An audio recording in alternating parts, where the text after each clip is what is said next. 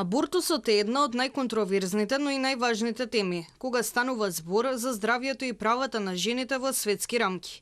Законот за прекинување на бременоста во Македонија налага слободна одлука на бремената жена за тоа дали ќе изврши абортус. Според членот 3 од овој закон, прекинувањето на бременоста може да се изврши до истекувањето на 12-тата гестацијска недела со писмена согласност од бремената жена. Ако бремената жена е малолетна или е одземана деловната способност, потребна е писмена согласност од старателот на бремената жена. По истекот на 12-тата гестацијска недела, жената може да изврши абортус со писмено барање до комисиите. Медикаментозниот абортус е исто така дозволен во Македонија.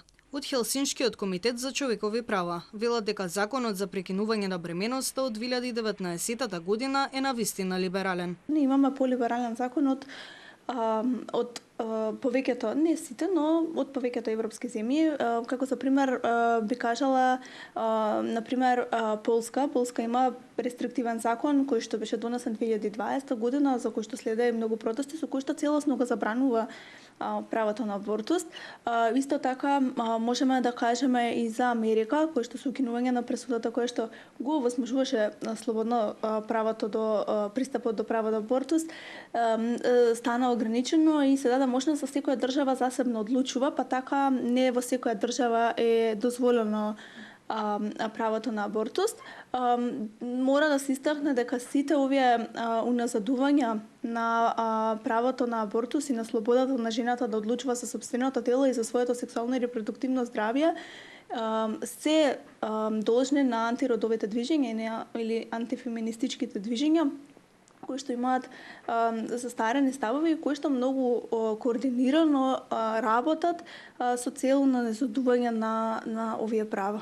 Има ли случаи на кршење на правото на абортус кои можеби сте ги застапували или пак документирали? Не би можела да изведам некој конкретен предмет. Има луѓе кои што се обраќаат за права за информација, има луѓе кои што се советувале со нас и кои што побарале и комисијата да одлучи за правото на абортус, па комисијата доколку не одлучи да помогнеме во составување на жалба, затоа што постои право на жалба до второстепена комисија, но не би можела да истакнувам конкретни примери. Дали често има такви повици? Не можам да кажам дека има, можам да кажам дека сите оние проблеми во пристапот до абортус може да се случаат во смисла на финансиски импликации. Зошто? Затоа што абортусот кај нас е финансиски покриен доколку се извршува доколку има медицински индикации за тоа, односно доколку има нешто, нели, кој што не е во ред со плодот, па треба да се изврши абортус и така е бесплатен. Но во случај кога самата жена сака од свои лични причини да изврши абортус, тогаш абортусот се плаќа и не е покриен од страна на фондот и тоа се потешкотиите со кои што се соочуваат жените. Дополнително од друга страна, медикаментозниот абортус е достапен само на клиниката за гинекологија и акушерство во Скопје, па од тука жените од другите градови и од руралните средини навистина се соочуваат со дополнителни пречки во пристапот до абортус, затоа што овие лекови ги нема во другите клиники. И пречки во однос на пристапот може да се најде во смисла на тоа доколку некој сака да изврши абортус по 22-та недела, па тука нели да има да поднесат барање, па дали барањето ќе биде одбиено, па да се пушти жалба, па второстепена комисија да одлучува, но во суштина, освен овие финансиски пречки кои што реално им пречат, особено на лицата со ниски примања, немаме чести прекршувања на правата.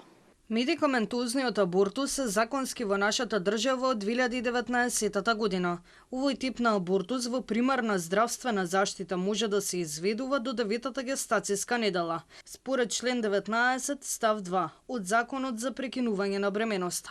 Статистиките покажуваат дека жените се одлучуваат повеќе за медикаментозниот абортус, бидејќи го чувствуваат како поинтимен за нивното тело, за разлика од хируршкиот абортус. За негово извршување не е потребна анестезија, освен ако не биде потребна дополнителна хируршка интервенција. СЗО го препорачува медикаментозниот абортус како безбеден метод за прекинување на бременоста. Од 2020 година до оваа година, еве според статистичките податоци, веќе на Универзитетската клиника за гинекологија и акушерство имаме направено повеќе од 3000 медикаментозни абортуси, односно прекини на несакана бременост до 22 гестацијска недела. И додека во 2020 година 10% например од абортусите беа извршени со таблетки, веќе минатата година во првиот триместар до 12-та недела околу 94% од абортусите беа извршени со таблети, а во вториот триместар околу 98%. Значи методата е добро прифатена и од колегите, од медицинскиот персонал и од страна на пациентите кои што ги чувствуваат, да кажам, позитивните ефекти од овој вид на абортус. Може ли накратко да појасниме која е самата разлика помеѓу медикаментозниот абортус и хируршкиот и како се одвиваат во главно овие два процеси? Па, кога ќе дојде пациентката на клиника, прво се прегледува од гинеколог да се утврди гестацијската старост и задолжително бараме одредување на крвна група со РХ фактор и потоа обавуваме информативен разговор со пациентката, работиме тимски, во тимот има вклучен и социјален работник и на пациентката ги објаснуваме сите предности и негативни страни и на хируршкиот и на медикаментозниот абортус. Изборот го ставаме на самата пациентка. Со тоа што хируршкиот абортус се изведува во краткотрајна интравенска анестезија, тоа се изведува на клиника на оделот дневна болница Киреташи до 12-та гестацијска недела, со тоа што после дилатација на грлото на матката се влегува со вакуум аспирација и со керети и се ревидира шуплината на матката. Значи, тука има ризик од повреда, перфорација да се направи на матката, ризик да остане резидуа, па да треба да има пациентката крварење, да има потреба од повторно дополнителна ревизија, ризик од такви повторени ревизии од синдрома Ашерман и долгорочни последици формирање на перистелпингиални адхезии и евентуално лекување на стерилитет. Меѓутоа, пациентките после овој абортус не крварат обично долго време, за разлика од тоа кај медикаментозниот абортус се, доколку се одлучи пациентката за овој тип на абортус, до 12-та гестацијска недела, истиот, освен во некои ризични случаеви, може да се изврши во домашни услови, значи таблетите ги даваме на пациентката да ги примени во домашни услови, што тие го чувствуваат како поинтимно, значи се избегнува анестезија, компликација од анестезија, се изведува хируршка интервенција, односно влегување со инструменти, со керети во шуплината на матката, ризици од Ашерман, од подоснежен евентуален стерилитет.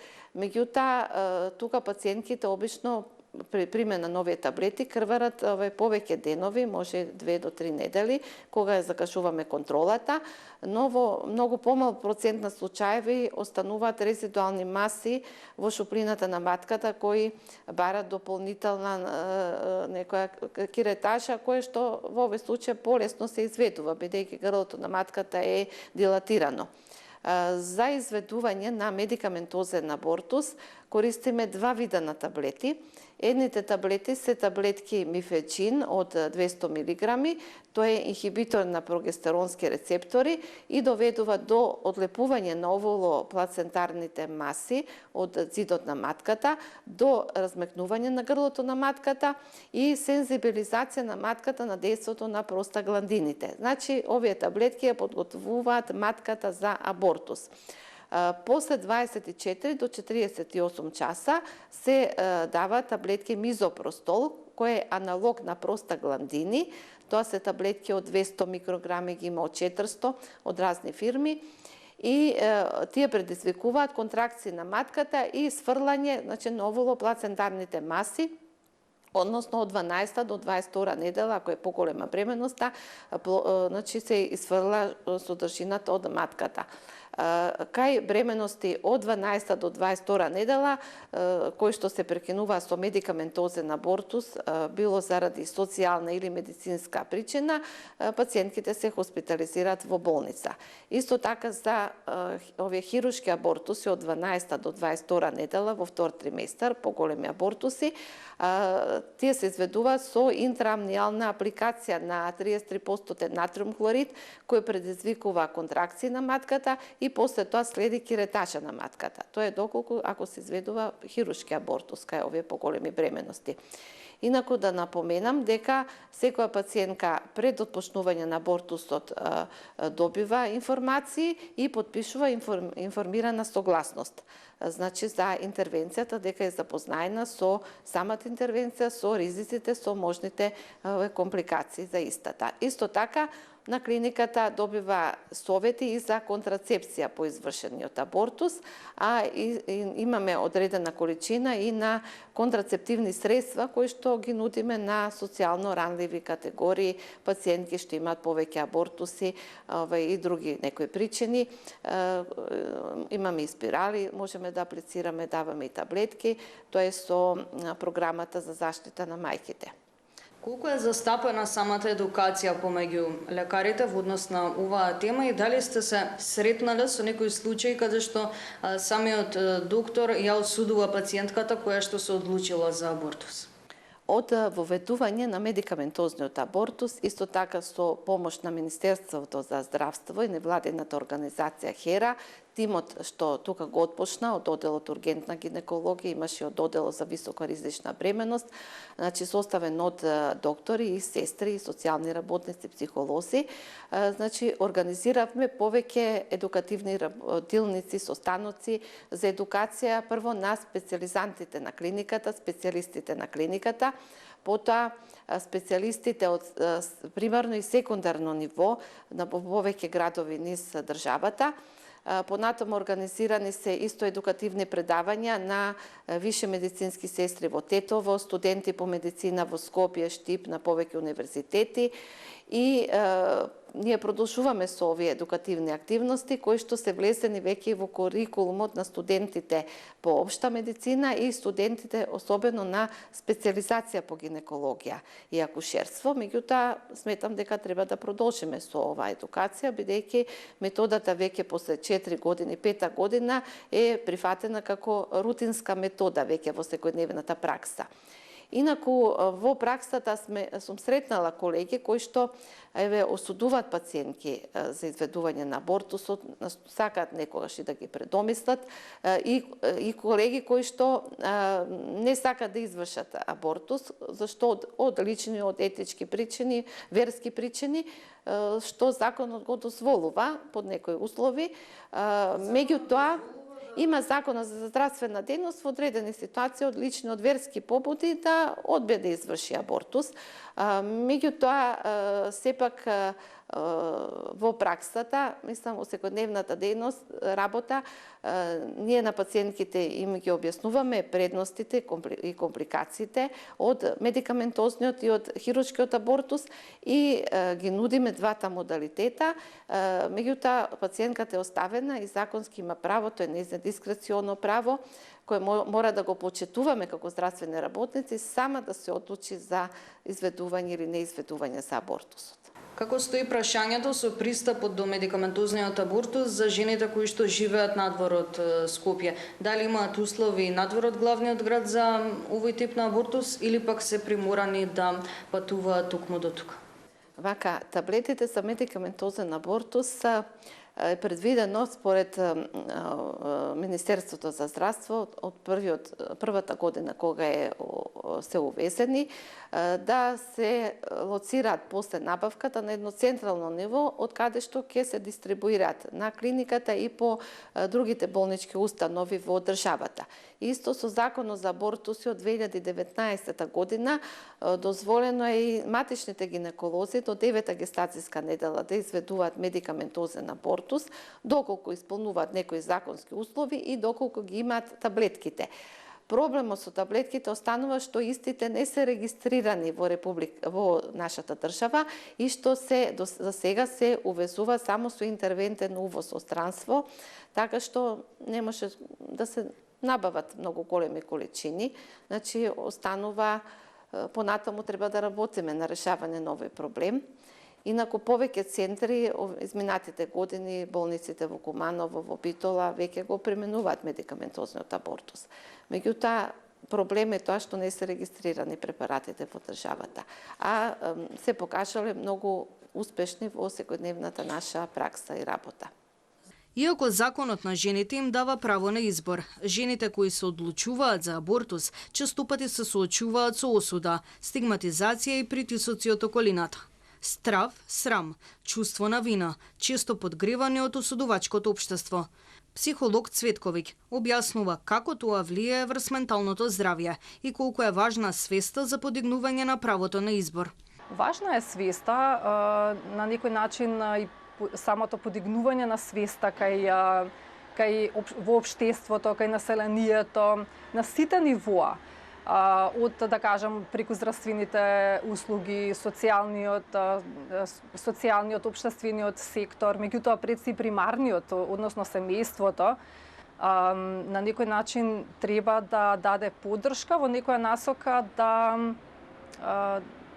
да даде осигурување дека жената има право лично да донесе одлука, бидејќи на тој начин кога би направила самостојна одлука, би се потикнала нејзината независност, автономија, чувството на сигурност, чувството на одговорност, бидејќи на некој начин и самодовербата и личната сигурност е поврзана со тоа колку ние можеме самостојно да донесеме одлуки, не само таква важна одлука во животот како што е абортусот, туку и било кои одлуки во иднина.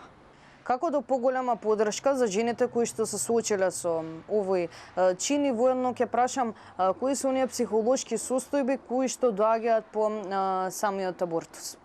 Поголема поддршка би требало да направи секој, односно да не се нудат готови решенија. Еве, ако земеме дека можеби семејството е првична, семејството треба да нуди примарна поддршка, треба да се избегнува како готово решение треба да направиш или не треба да направиш, или тоа би бил погрешен избор, или пак треба да го задржиш бебето и така натаму. Наместо тоа подобро е да се каже, да се понуди, ајде да разгледаме кои се можеби предностите ако го задржиш ова бебе, кои би биле пак негативните страни на тоа. Или што јас, да кажам, доколку се нуди таква поддршка од било кој семеен член, вклучувајќи па нели и партнерот, би требало да, или пак нели родителите, мајката, таткото или било кој важен семеен член, треба да се праша што мислиш дека јас би можело да направам во овој момент, или каква поддршка би сакала да ти дадам. На некој начин исто така и да се охрабри личноста дека ти би донела правилна одлука, што и да одлучише во ред, нема погрешна одлука.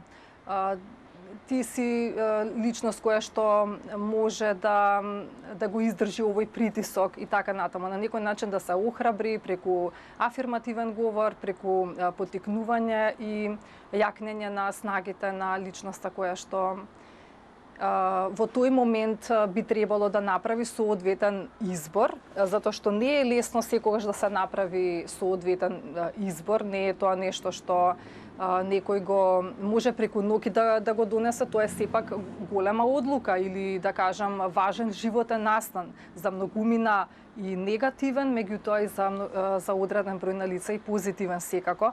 Она што спомнавте во однос на тоа каква е емоционалната реакција на личноста која што би направила абортус, може да бидат различни. Еве да кажам за оние жени за кои што бременоста била непланирана, доживуваат одредено улеснување, ослободување, чувство на исполнетост после абортусот, иако во одреден број на случаи може да се јават така речено амбивалентни чувства. како во смисла благодарна сум што има можност да ја направам јас лично одлуката, но од друга страна дали оваа одлука правилна, што ќе се случи доколку можеби не требаше тоа да го направам и така натаму.